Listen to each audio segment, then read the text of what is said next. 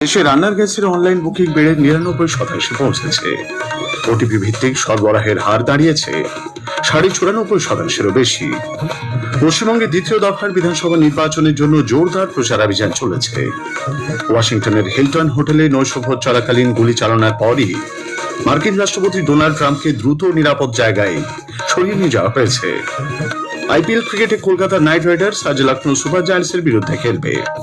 অন্য ম্যাচে Chennai super Kings মুখোমুখি হবে গুজরাট টাইটান্সের। আসছি বিস্তারিত খবরে। প্রধানমন্ত্রী নরেন্দ্র মোদী আজ আকাশবাণীতে মন কি বাত অনুষ্ঠানে দেশ বিদেশের মানুষের সঙ্গে তাঁর চিন্তা ভাবনা ভাগ করে নেবেন। এটি হবে মাসিক এই বেতার অনুষ্ঠানের ১৩২তম পর্ব।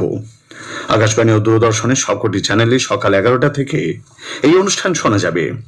আকাশবাণী সংবাদের website, news on AIR mobile app, Akashvani ও দূরদর্শনের সংবাদ বিভাগ, প্রধানমন্ত্রী দপ্তর ও তথ্য সম্প্রচার মন্ত্রকের ইউটিউব চ্যানেলেও অনুষ্ঠানটি শোনা যাবে। পশ্চিমবঙ্গে দ্বিতীয় দফার ভোটের আগে প্রস্তুতি খতিয়ে দেখতে ফের জেলা সফরে যাচ্ছেন রাজ্যের মুখ্য নির্বাচনী আধিকারিক মনোজ কুমার আগরওয়াল। নির্ধারিত সূচি অনুযায়ী তিনি দক্ষিণ ২৪ পরগনার একাধিক এলাকায় ভোটের প্রস্তুতি খতিয়ে দেখবেন। বুথ পরিকাঠামো, নিরাপত্তা ব্যবস্থা, কেন্দ্রীয় বাহিনী মোতায়েন এবং ওয়েবকাস্টিং এর মতো গুরুত্বপূর্ণ দিকগুলি পর্যালোচনার কথা রয়েছে। পাশাপাশি প্রার্থী এবং নির্বাচনী এজেন্টদের সঙ্গে বৈঠক করে তাদেরও মতামত নেবেন মুখ্য নির্বাচনী আধিকারিক। এরপর পূর্ব বর্ধমান জেলার কাটুয়া ও কালনা মহকুমায় গিয়ে জেলা প্রশাসন ও পুলিশ আধিকারিকদের সঙ্গে সমন্বয় বৈঠক করবেন তিনি।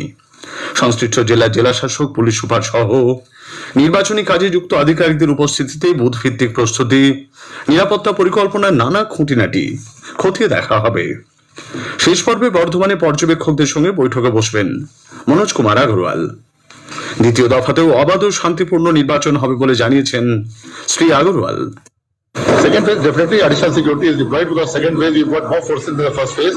First phase was 45,000 booths. Second phase is 40,000 booths. Thus the area in the second phase is much less than the first phase. So definitely forces will be more, definitely more checking will be there, more QRTs will be there. तो सब इंतजाम है, हमारे BSF है, हम लोगों ने नाका चेकिंग कर रखी है एंड आपका 48 आवर्स पहले पूरा खाली कर दिया जाएगा। सब चेकिंग, सब व्यवस्था है, सब प्लान है हमारे पास। एकदम फ्री फेयर पीसफुल इलेक्शन होगा।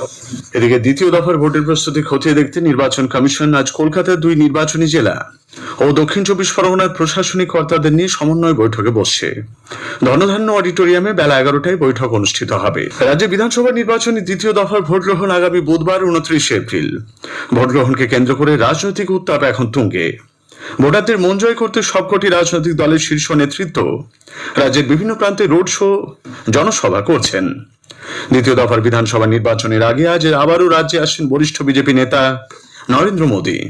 প্রথমে বনগাঁ ঠাকুরনগরে একটি জনসভায় তিনি বক্তব্য রাখবেন।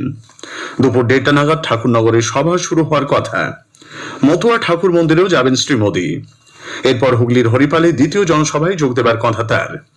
বিকেলে উত্তর কলকাতার ঠনঠনিয়া কালীবাড়িতে পূজার্চনার পাশাপাশি বিকে পাল অ্যাভিনিউ থেকে খান্না ক্রসিং পর্যন্ত রোড শো করবেন তিনি। অপর বরিষ্ঠ বিজেপি নেতা অমিত শাহ আজও একাধিক জনসভা রোড শো করবেন। নদিয়ার তেহট্ট, রানাঘাট দক্ষিণের আনুলিয়াতে শ্রী শাহের জনসভায় বক্তব্য রাখার কথা। বারাসাতে একটি রোড শো করবেন তিনি। গতকাল পূর্ব বর্ধমানে জামালপুরে এক জনসভায় বক্তব্য রাখতে গিয়ে শ্রী শাহ বলেন, তার দল ক্ষমতা এলে রাজ্যে অভিন্ন দেওয়ানি বিধি এবং ৭ম বেতন কমিশন কার্যকর হবে। भारत की भूमि है, ममता दीदी कान खोल कर सुन लो, बंगाल में एक भी भाजपा कार्यकर्ता जिंदा है, हम बाबरी मस्जिद बंगाल में नहीं बनने देंगे।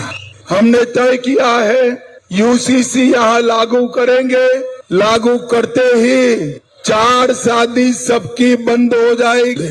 घुसपैठिया मुक्त बंगाल बनाओगे क्या? और ममता दीदी के गुंडे को सबक सिखाओगे क्या? রাজ্যের বিভিন্ন স্থানে একাধিক জনসভা ও রোড শো করছেন তৃণমূল কংগ্রেস নেত্রী মমতা ব্যানার্জি এবং দলের সাধারণ সম্পাদক অভিষেক বন্দ্যোপাধ্যায়। দ্বিতীয় দফার নির্বাচনের আগে শেষ রবিবার নিজের কেন্দ্র ভবানীপুরে একাধিক প্রচার কর্মসূচি রয়েছে তৃণমূল কংগ্রেস নেত্রীর। গতকাল মমতা ব্যানার্জি এক জনসভায় বলেন, ভোটার তালিকায় ৩২ লক্ষ নাম ফিরিয়ে আনার জন্য তিনি লড়াই চালিয়েছেন। এসআইআর এ সবাইকে লাইনে দাঁড় করিয়েছো, বলছো কেন বেশি ভোট পড়েছে এই কারণে যাতে এনআরসিতে তাকে বাদ না দাও। তোমাকে দেখে ভোট দেয়নি, কিছু লোককে তুমি ম্যানেজ করতে পারো টাকা দিয়ে। কেন ইলেকশনের সময় ফর্ম ফিল আপ করতে হচ্ছে, আগে কেন করনি? এদিকে গতকাল রাজ্যের একাধিক জনসভা করেছেন কংগ্রেস নেতা রাহুল গান্ধী। হুগলি শ্রীরামপুরে প্রচারের সময় কংগ্রেস নেতা রাহুল গান্ধী বলেন, শিল্পে পশ্চিমবঙ্গ ক্রমাগত পিছিয়ে পড়ছে। पूरा बंगाल जानता है तृणमूल के लोगों ने भ्रष्टाचार किया, शारदा चिट फंड तृणमूल के लोगों ने किया, 17 लाख इन्वेस्टर्स को बर्बाद किया, 1900 करोड़ अनपेड ड्यूज है, रोज वैली चिट फंड स्कैम किया, मगर नरेंद्र मोदी, आरएसएस, बीजेपी ने ममता जी का कभी इंटरोगेशन नहीं किया, क्योंकि वो जानते हैं असली लड़ाई कांग्रेस पार्टी से है। সিপিআইএম এর রাজ্য সম্পাদক মোহাম্মদ সেলিম, প্রাক্তন পলিট ব্যুরোর সদস্য বৃন্দা কারাত আজ পানিহাটি ও খড়দা কেন্দ্রে দলীয় প্রার্থীর সমর্থনে জনসভায় অংশ নেবেন। খবর শুনছেন আকাশবাণী থেকে। পশ্চিম এশিয়ায় বর্তমান পরিস্থিতির প্রেক্ষিতে সারা দেশে জ্বালানি এবং এলপিজি নিরবচ্ছিন্ন সরবরাহ অব্যাহত রাখতে সরকার একাধিক পদক্ষেপ করেছে। পেট্রোলিয়াম ও প্রাকৃতিক গ্যাস মন্ত্রক জানিয়েছে, রান্নার জন্য প্রয়োজনীয় এলপিজি সরবরাহকে অগ্রাধিকার দেওয়া হচ্ছে। এ পর্যন্ত ডিস্ট্রিবিউটরদের কাছ থেকে সরবরাহে ঘাটতির কোনো রিপোর্ট আসেনি। অনলাইনে 99% গ্যাস বুকিং নেওয়া হচ্ছে। ওটিপি নির্ভর গ্যাস সরবরাহ বেড়ে 94.5%-এরও বেশি হয়েছে। আমেরিকা ও ইরানের মধ্যে দ্বিতীয় দফা শান্তি আলোচনাকে কেন্দ্র করে প্রবল অনিশ্চয়তার মধ্যে ইরানের বিদেশমন্ত্রী আব্বাস আরাগচি পাকিস্তানের প্রধানমন্ত্রী শাহবাজ শরীফের সঙ্গে বৈঠক করেছেন। ইসলামাবাদ ত্যাগ করেছেন তিনি, এ খবরও জানা গেছে। ইরানের বিদেশমন্ত্রী স্থায়ীভাবে যুদ্ধ শেষ করতে তেহরানের শর্তগুলি নিয়ে পাকিস্তানের শীর্ষ নেতৃত্বের সঙ্গে আলোচনা করেন। আলোচনা শেষে তিনি ইসলামাবাদ থেকে ওমানের উদ্দেশ্যে রওনা হন। এদিকে আরাগাছির পাকিস্তান ত্যাগের পরই মার্কিন রাষ্ট্রপতি ডোনাল্ড ট্রাম্প ঘোষণা করেছেন, আমেরিকার পক্ষে আলোচনাকারী স্টিভ উইটকপ এবং জারেড কুশনার ইরান নিয়ে আলোচনা করতে ইসলামাবাদ যাচ্ছেন না। বিশিষ্ট অর্থনীতিবিদ অশোক কুমার লাহিড়ী নীতি আয়োগের ভাইস চেয়ারম্যান হিসেবে নিযুক্ত হওয়ার পর নতুন দিল্লিতে প্রধানমন্ত্রী নরেন্দ্র মোদীর সঙ্গে সাক্ষাৎ করেছেন। প্রধানমন্ত্রী শ্রী লাহিড়ীকে তার এই নতুন পদে নিয়োগের জন্য গতকাল শুভেচ্ছা জানান।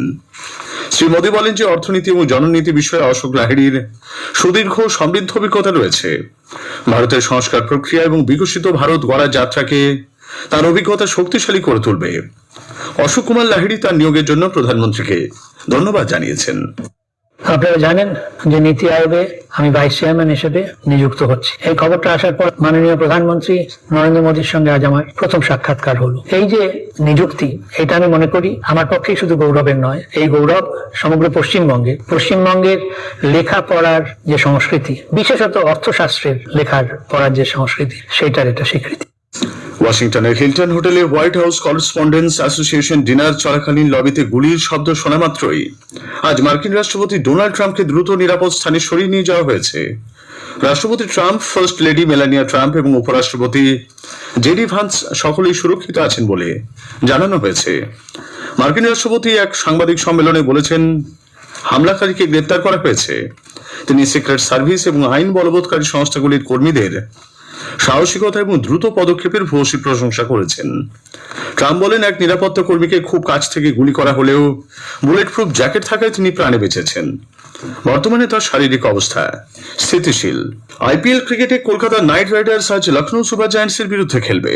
খেলা শুরু হবে সন্ধ্যে 7:30টায়। অন্য ম্যাচে চেন্নাই চিদম্বরম স্টেডিয়ামে চেন্নাই সুপার কিংস গুজরাট টাইটান্সের মুখোমুখি হবে। শেষ করার আগে খবরের বিশেষ কিছু অংশ আরো একবার। প্রধানমন্ত্রী নরেন্দ্র মোদী আজ আকাশবাণীতে মন কি বাত অনুষ্ঠানে দেশ বিদেশের মানুষের সঙ্গে তার চিন্তা ভাবনা ভাগ করে নেবেন। দেশে রান্নার গ্যাসের অনলাইন বুকিং বেড়ে 99% পৌঁছেছে। ওটিপি ভিত্তিক সরবরাহের হার দাঁড়িয়েছে 94.5%-এর বেশি। পশ্চিমবঙ্গে দ্বিতীয় দফার বিধানসভা নির্বাচনের জন্য জোরদার প্রচারাভিযান চলছে। খবর এখনকার মতো শেষ হলো।